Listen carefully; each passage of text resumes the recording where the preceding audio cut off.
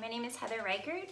I'm a mixed media artist who creates happy, whimsical art out of recycled and vintage materials. I'll give you a little peek at a piece I made last week.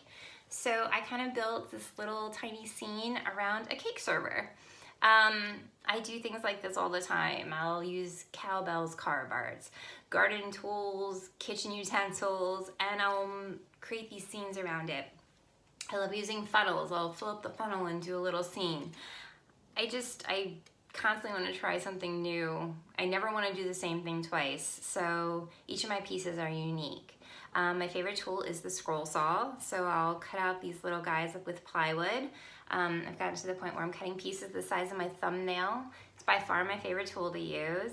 I love vintage paper, old porch spindles, buttons. Every piece I do has at least one button on it. It's kind of like my signature. Some pieces have one button, some pieces have hundreds of buttons. I usually sew them with fishing line on old metal screen. I just love creating art. I started selling my work when I was 15. My parents had a craft business and I was able to sell paintings I had done on things my dad made. I was a painting major in college, and that's when I got pregnant with my son. So I was a stay-at-home mom all of my 20s and my 30s.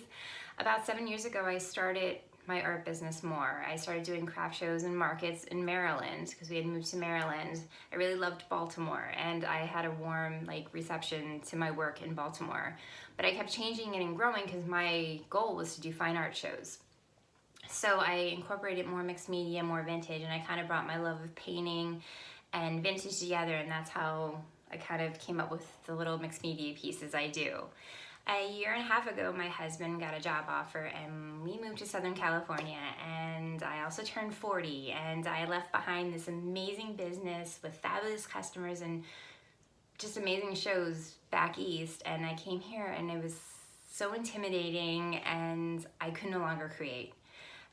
Art has always helped my depression. Well, now creating art was making me depressed. I had done a few shows and I got to the point, I said to my husband, I just don't want to do this anymore. But I was accepted to a show near San Francisco, and that's kind of like the one place I've always wanted to show my work.